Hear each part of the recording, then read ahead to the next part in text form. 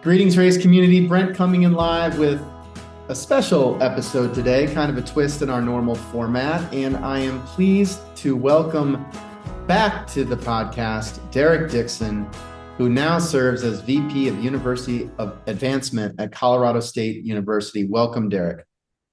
Thanks, Brent. Good to see you again.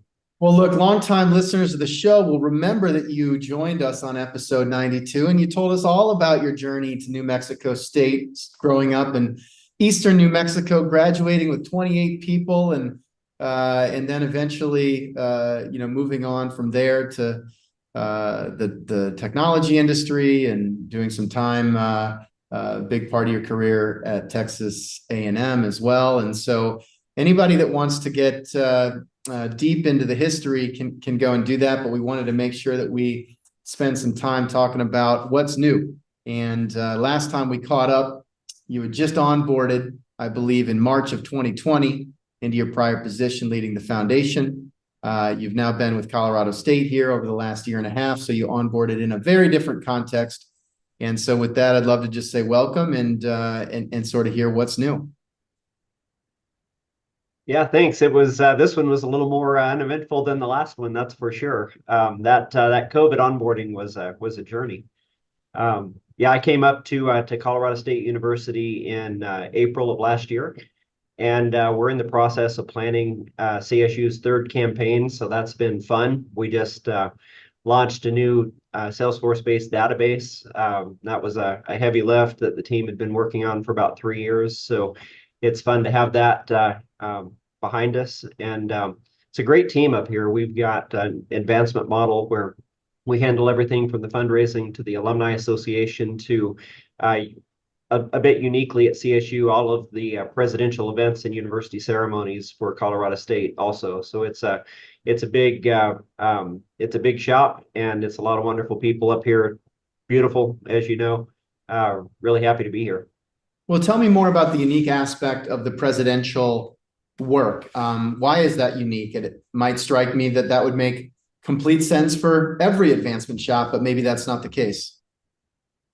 Yeah, and it may just be unique in my experience and experience at land grant with my land grant peers across the country that I visited with. But we have a team that's basically part of the president's staff in the president's office. And I guess I should back up a little bit. We have a new president at CSU who started in January. I think I was her first hire from a search that I started in April. So the entire university leadership is new. And our president had a different way that she wanted to go about several things, including really elevating presidential events. She's very active, very visible, all the places, all the time. And so we created a new department, if you will, within advancement that we call strategic excellence. And it does several things, but it handles all of the presidential level events, the activations of the president's house, everything from convocation to commencement to the president's fall address, festivals, ceremonies, all of that kind of stuff. So there's a team that just is specifically working on that. And then there's a separate events team that does our university advancement donor and alumni events and that kind of thing. I really like it. It allows us to be really strategic and pretty darn efficient in the work that we do. And it's just a little bit different. I think I've seen that maybe in the president's office or University Marcom or whatnot in the past. And I think it works pretty well here.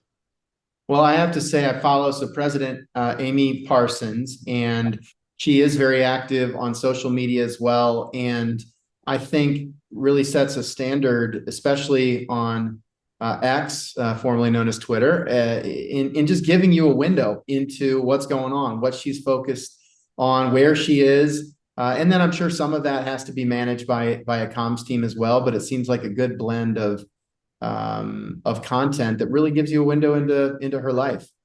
Yeah. Yeah, it's kind of funny on campus. You know, she's a bit of a celebrity. She's very recognizable, and just walking around campus, students they want to have their picture with her. They just come up and meet and talk. And I think she gets a very unique perspective of our university from doing that. She also has a daughter that's a student here currently, and another daughter that's going to come next year. So she's an alum. She worked here for many years as an employee. She is a parent, just has a lot of wonderful perspectives on this place, and I really like the fact that she's visible on social media, because it does give our national and international alumni base a feel that they have that window onto campus that's maybe a little bit unique. Yeah, for sure. I think it's a great model that others should follow. Just give me a sense of, as you've settled into the role, how you think about joining a new institution. There's so much to take in. You can't learn it all. There's got to be a period of just sort of auditing the status quo, trying to develop some sort of perspective on strengths and weaknesses, opportunities, threats. I mean, how did you approach, let's call it, your first 100 days or so, given all of that change you were describing? Yeah. When I got to CSU, we were still kind of coming out of the COVID mode. We were not really having in-person things as much. I believe my first week here in April of 2024, when we first got here, we were having a milestone celebration where we celebrate years of service of our staff. And we did that in person in a ballroom on campus. And a comment was made to me that it was the first time that our advancement staff had been together for something since 2019. And of course, at the school that I was coming from, we had kind of started doing that back in 2021 or so. So that was interesting to hear. And one of the comments was that people really love that. I mean, they like each other. People here it's a great culture. People love their colleagues and their coworkers, and they wanted to be around each other more. So we intentionally started scheduling our staff meetings to be in person. And we've got 30 different teams across advancement. So when those teams meet, we said, you can have a hybrid option, but let's do something in person.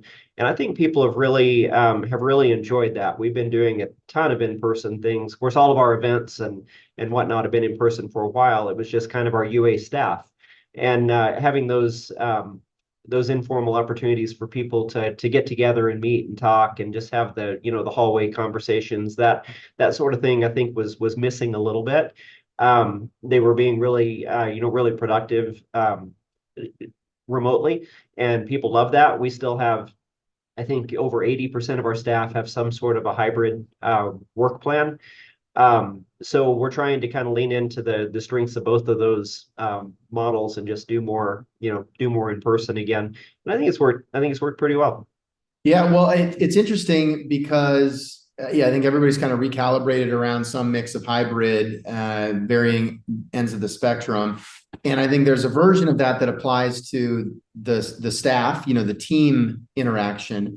And then I think there's a version of that applies to donor interactions as well, as sort of what's the right mix of virtual versus in-person for donors. And I know that one of the stories you've shared in the past is that, pre-pandemic, before virtual was as in vogue as it is now, you all were doing really creative things back at Auburn, for example, to connect your dean. I think the dean in a box or something like that, the Zoom connection in a small group setting to the dean, which clearly brought efficiencies and helped you all raise a lot of money.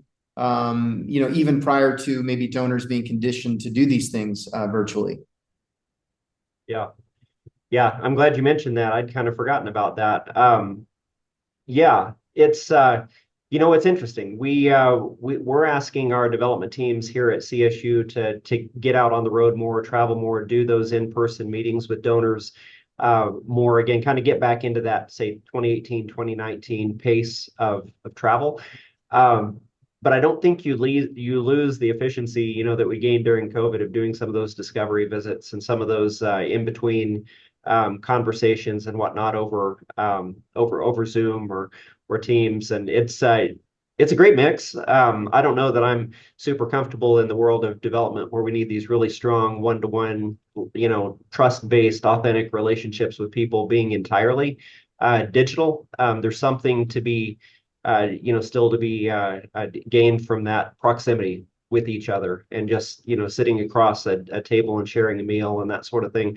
So we're trying to get back into the pace of doing that more again, while not losing the efficiencies that we gained from doing those teams introductory. Yeah. Tell me a little bit more about that as it relates to metrics, because my understanding is you're setting a very clear, quantifiable goal as it relates to things like visits. And I'd be curious to know which aspects of that mean, physical field visits versus virtual from a crediting perspective. But just tell me about the vision for metrics and where we go from here. Yeah. Um, we changed up our metrics quite a bit over this past year. We have a great leadership team here in advancement, and we have co-leads, co-AVPs over the development shop, both of which have been fundraisers for a really long time. They're really good. They both kind of come up through CSU, so they understand the people and the culture really well. And it was fun to work with them on a new metrics program. I also went to a conference this last year called the Big Ten Fundraising Institute, and it was phenomenal. I met one of the guys that I had heard about in this business for a really long time, that runs the advancement shop at Northwestern. Started his career in Colorado, and I heard him do a presentation over metrics and managing fundraisers and whatnot, and bought a copy of his book and came back and met with our team and said, we don't think we can do this exactly the same as Northwestern has, but they've experienced, 12 years of success with this model. There's something to be said for it. We pulled together our development leadership, and we talked about implementing something so we came up with, for lack of a better term, the Northwestern scorecard for CSU that measures things like dollars raised, solicitations, visits, all of your typical things, but we weighted them. And at Northwestern, they had weighted gifts closed really heavily. I think that was the majority of the weighting was on how many gifts you closed. Here at CSU, we weighted dollars raised. I think 50% is on dollars raised, and then you've got a percentage on how many solicitations you had, how many visits you did. We broke out qualification visits because we wanted each fundraiser to be a qualifier, to be bringing people into their pipeline over time. So we asked that 20% of your overall visits be qualification visits, that sort of thing. We do credit if you have a meaningful one-on-one, visit like we're having here today with the donor. You can count that as a visit, but I think it's capped. I don't remember the exact percentage. It's probably 20% of your visits or so can be done over Zoom. But we did a bit of a cap because we wanted people to get out and be spending time together. But I really like that that model that our colleague at Northwestern put together, David Lively, if anybody wants to look up his book. And we thought we would try something like that here. Well, I'm glad you mentioned David, and also would recommend listening to episode 161 of the Raise podcast, where David joined us. He is the ultimate accidental fundraiser. I mean, for how much he has shaped our profession, it was just amazing to hear his journey and just kind of stumbling into the space and at the same time making a major impact and raising a tremendous amount of money. Yeah. And so let's talk a little bit about that goal of ultimately scaling relationship building through a mix of virtual, but leaning on in-person visits as well. And let's talk a little bit about your evolving view of how technology can support that. And we usually don't talk too much about Evertrue's technology on this podcast, but I think given your perspective, it would make sense to do so today, especially because you've been navigating one of the, I think, real structural changes that's happening in the industry, which has been a growing shift to Salesforce as a platform. And with that, I think many leaders have been trying to navigate that transition, generally away from platforms like Ellucian and Blackbaud that have been the standards in the industry for decades, to platform Salesforce, which has been the standard in most other industries. But with that is a tremendous amount of change, and it can be a confusing process. But you've had to sort of help shape that roadmap relative to the goals that you just outlined. And I'm really fortunate that to share that you've made the decision to layer Evertrue Signal platform onto the Ascend platform via Salesforce.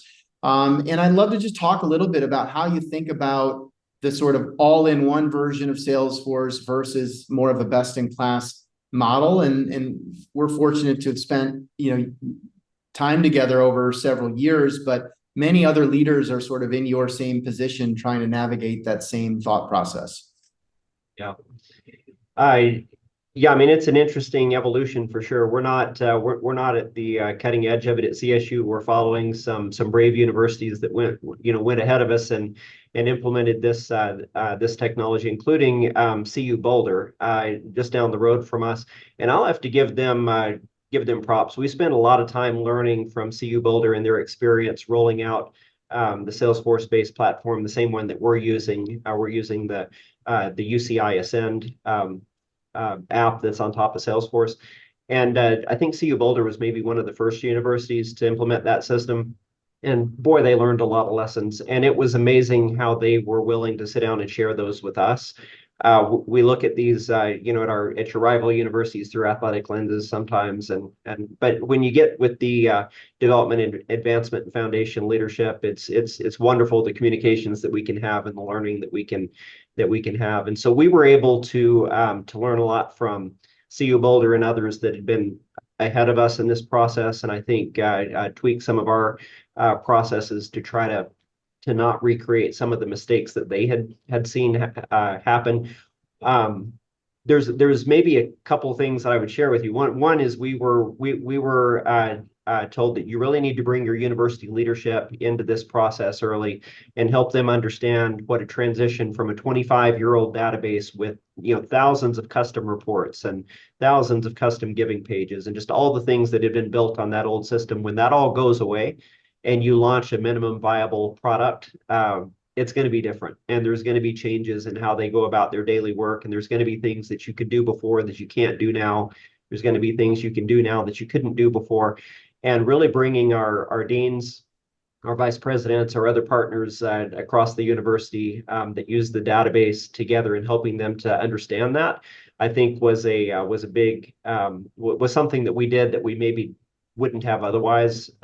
We also helped them to understand that this is going to take at least a year to reach stability within this database. Just because you flip the switch and go live doesn't mean everything's going to work perfectly.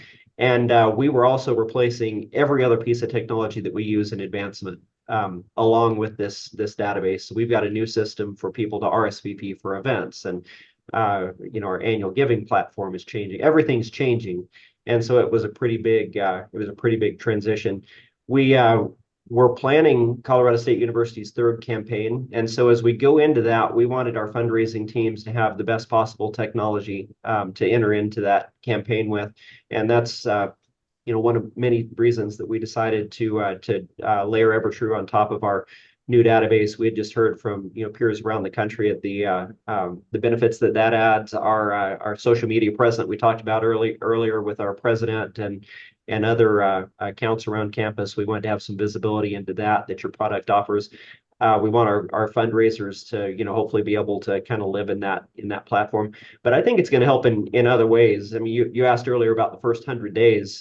We do about 400 events a year through advancement here, whether they're alumni events, donor events, just all kinds of events. We do those things all over the country. And so I spent a lot of my first year just traveling, trying to go to as many of those things as I could and meet as many people as I could, meet all of our internal teams and talk to them. And I think when we look at Evertrue, when our team was looking at it before a couple of years ago, they were looking at this as being kind of an annual giving platform. And when I got here, I said, well, okay, but at Auburn, we used it in major gift fundraising also, and here's all the things that it helped with. And that was like 6 years ago, right? I'm sure it's evolved since then. And the more that we learned about it, I think it's going to touch, several of our teams are going to be able to do their work more efficiently and better just by having, great technology. And I think that the Salesforce and UCI Ascend systems offer some of that, but it's not all of it. The other thing that we noticed is there's a lot of kind of built-in reporting and functionality that we would have to create within Ascend. It doesn't come native out of the box. And, a year's worth of development work, or we could just implement this other system in 3 months and not have to rebuild it, right? So I think there was some very intentional decision making on our part about what do we get out of the box here versus out of the box there, and what do we have to custom create versus just use this thing that already exists. And it was a great little analysis. We've got a really good team here that analyzes technology with us, and everybody came away thinking that this was going to be a real plus across our whole organization. Well, I appreciate you saying that. And it's, many other leaders are trying to navigate that as well. Now, that all being said, this is the way it's played out in other industries. There's over 4,000 apps like Evertrue that integrate with Salesforce in almost every industry under the sun. But it's so new in the advancement sector that philosophy and landscape just isn't as mature yet. That being said, I think a lot of what you described, the ability to support collaborative trip planning, collaborative event strategies, even this idea of outbound cadence management to get people to events. And then after the event, what is the follow-up system so that we're converting that event not just into engagement, but into meetings that lead to proposals, that lead to revenue, and that we're tracking that end to end. And those are areas that we're seeing just tremendous opportunities to complement Salesforce and Ascend. And to that end, I think the other thing that I'd be remiss if I didn't ask you about is just mobile. You've already said you want your team to be out in the field, doing more field visits. I know that you personally have traveled to over 50 countries, if I'm not mistaken. So like being, you're in front of your computer today, but there's a lot of days that you're not. And a big area that we've been focusing on is how do we layer in the best mobile experience so that people are as effective or even more effective on the go. And then certainly there's this whole AI wave right now that is going to, we think, streamline even more of the manual work that people do today. Yeah. No, I think you're so right. I mean, you and I are sitting in, a desk with our nice big monitors and whatnot right now. And, but, I spent the majority of my career as a fundraiser, and, when you can do your work on this screen, it's so much easier. If I can leave a donor meeting and sit in a parking lot and enter my contact report and just, all the things. You mentioned collaborative trip planning. I mean, that's one thing that we're really struggling with here. We have university leadership that we are really blessed. They want to be with donors. Our president, our provost, our vice president of research, our deans, they've all been on donor visits with us. Donors really like them. We want to take advantage of that. But, I'll give you one example. We're playing University of Texas in Austin for our opening football game this fall. And so we're going to spend an entire week just doing a tour of Texas.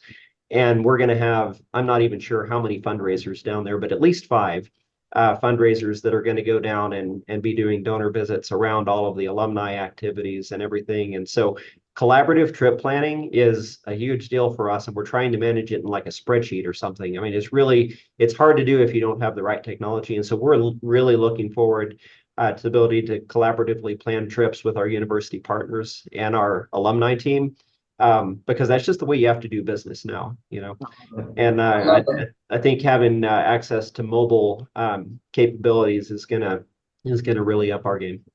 Yeah, I'm going to make sure that your team, so we're recording this on June 18th. On June 26th, we're hosting a webinar with the Oklahoma State University, a bunch of folks on the frontline team there, and they have done such an amazing job as it relates to leveraging Evertrue on top of Ascend for collaborative trip planning. And so I'm going to make sure that your team gets invited to that personally, Derek, because it is just so reflective of even the opportunity to convert alumni engagement and alumni relations activities into pipeline, to have more coordination across multiple departments around a university. And then even as you talk about presidential engagement, one of my favorite moments ever leading Evertrue was when the former president of Oklahoma State University asked for access to Evertrue's mobile app so that he could be better briefed on donors when he was out and about at events and so forth. So we might have to check that out for President Parsons.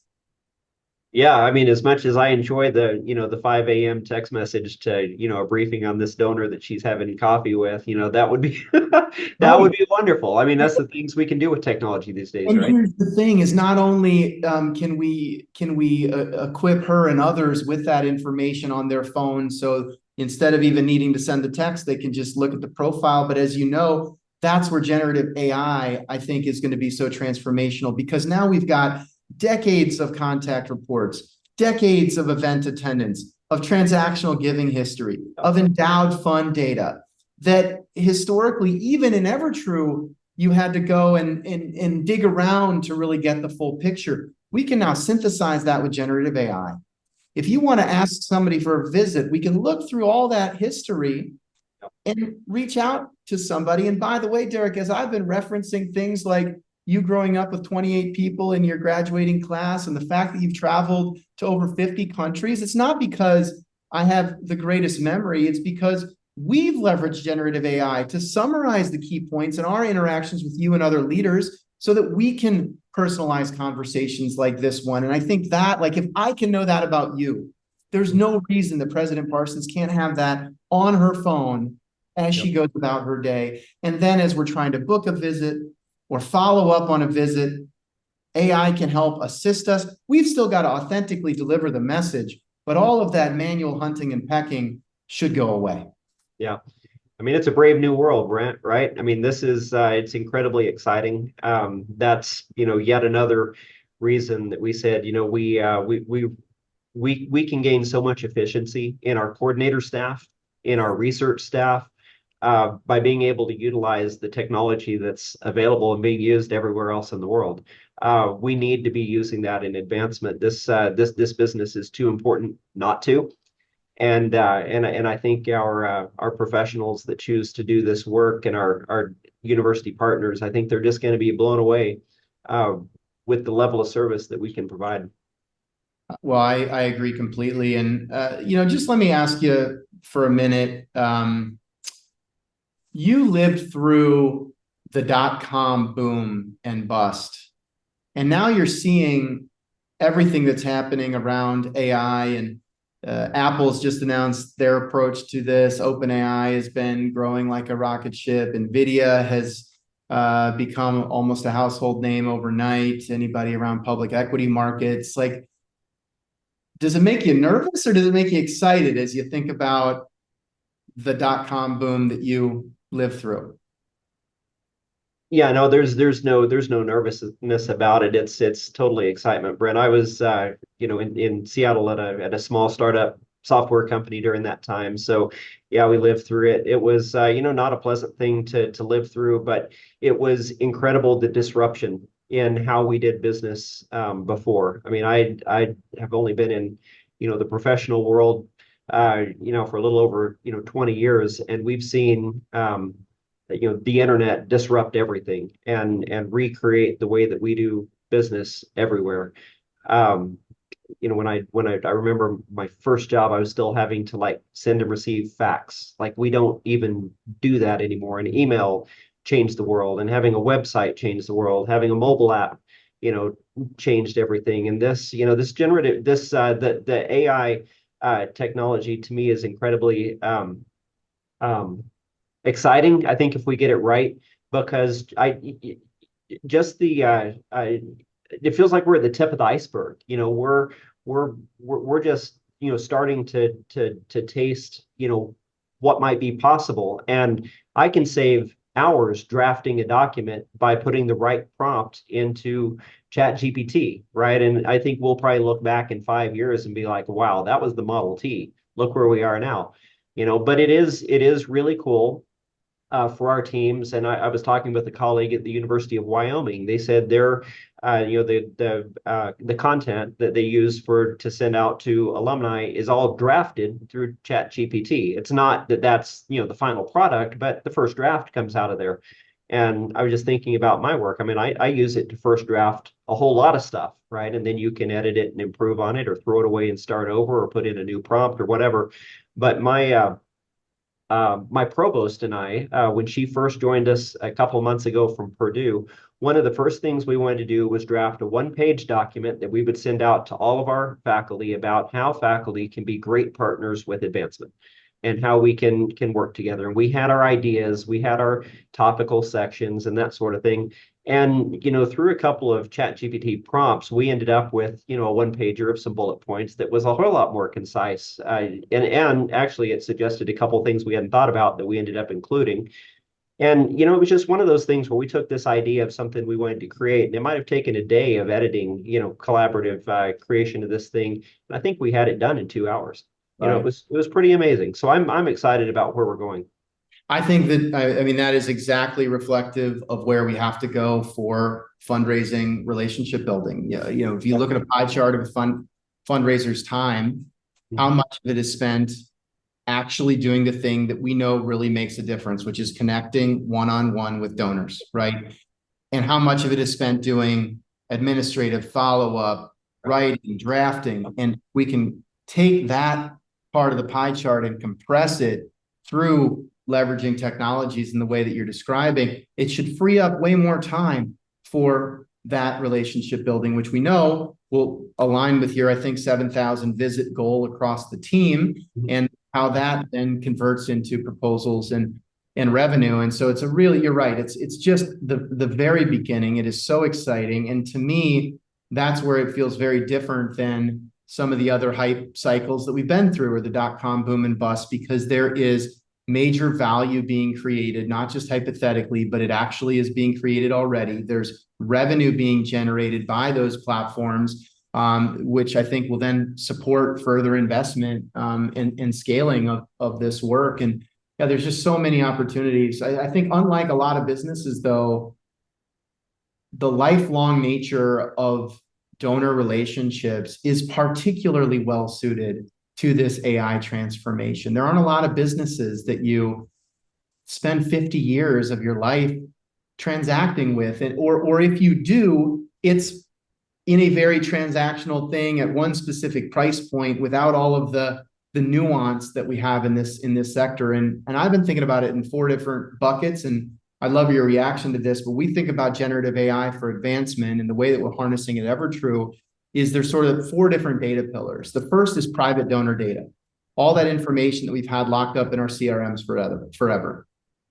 The second is public donor data, right? All this information about who people are, the new job that they got, the digital engagement, are they following President Parsons or not? There's all of this public footprint, web articles about people, news articles, and so forth, that we can now mash up with the private donor data to have a more complete view, which is what researchers have been doing for decades, but it's just been very manual in nature. And then when you add in public institutional data, all of the programs and the content, the websites, the events that are happening, and private institutional data, campaign priorities, initiatives, research needs, faculty expertise, and you mash all of that up, it should be really easy to say, given what we know about Derek, private, public, and what we know about the institution, private and public, here are the top 2 or 3 ways we might want to engage him. No, I mean, yeah, I mean, it feels a heck of a lot more impactful than, here's your list of prospects, start at the A's, right? And that's where most of us that have been around for a while doing this work, it wasn't that long ago. Like, here's your list of prospects, start at the top and just start calling them, and you could read contact reports, but if there was 100 contact reports, that takes a while. You could look back at their gift history, but if they've been giving robustly for a while, I mean, that it's just, I think it's going to make us much more efficient and effective at the work that we do. Just the summary, the few things that you've mentioned since we've been talking today. I mean, I'm like, how did Brent remember those things? That was some side comment in a podcast we did 2 years ago, and that makes a difference when you're talking to donors, right? Well, and so imagine, but then when you think about the handoffs, right? I mean, how many times I had a fundraiser say, I think it was Nick down in Northern Arizona, he was saying that one of the things he loves to do is go look for the first contact report, the first discovery visit, because that usually is the best one. It's the first time that somebody sits down and tells their story. But actually getting back to that part of the database takes forever. It's super inefficient. And so it's like, Well, let's take the most important nuggets that people have shared over their lives and just pull it up to the top. And then I think there's going to be an opportunity for conversational experiences. So I can go back and forth with Evertrue the same way I can with ChatGPT. Did Derek mention anything about his family? Do we know anything about dietary preferences? I mean, these are examples that have come up recently, but if somebody has mentioned long ago that they have a specific dietary preference and you're a fundraiser trying to book a lunch with them, why wouldn't we want to work that dietary preference into the lunch suggestions that we make? Impossible to do if you're going to go do that manually. We think now not only possible, but the way it can be done at scale going forward. Yeah, I agree with you. And I think our young, entry-level fundraisers that we hire in the future are going to expect this, right? Yeah. They are not going to go back and plow through 100 contact reports and 500 gift records. They are going to expect this because they're going to be digital natives and they're going to be used to it and they will have used it throughout their high school years. And so I think it's incredibly important that we stay up with the technology. And this one feels like a good one. I mean, it does feel like it adds real value and real efficiency, and it'll allow our people then to shift their time to higher value tasks, which with university budgets and just all of the pressures on our time and money, it feels like we do need to keep getting more efficient. Derek, do you have any advice for me and our team as we navigate this changing landscape, the CRM transition? I mean, we've been on this journey for many years together now, but what advice do you have for me? And when you think about vendor partnerships that have been most successful for you over the years, I mean, what should I reinforce with our team? Well, I've really appreciated the way that this conversation might have started with you and I. It might have started with some of your staff, but it's really permeated our entire team. I was last week. I wasn't in any of the meetings when your team was here getting ready to implement this system, but I looked in the window a couple of times, and we had leaders from across our organization meeting with your team, understanding the product, understanding the process, understanding what it's going to allow us to do, how we need to train, just all the things. And I think that that relationship across our organization is healthy. There's so many vendor relationships that I've had over the years where it kind of it starts maybe at our level and we have this agreement, we sign a paper, and then everything goes to shit as you try to implement it, right? And so I think we want to make sure that our teams have a great experience from the word go, especially while they're still trying to implement our new database and all of the other apps and everything. And your team has made this really easy, I think, for us so far to visualize how we're going to do this lift on top of this heavy lift we've still got going on. And something I really do appreciate. I don't think that the technology is going to slow down, though, Brent. I mean, we're talking about generative, AI right now, but AI is being built into everything, and I don't have any clue what the world's going to look like 3 years from now.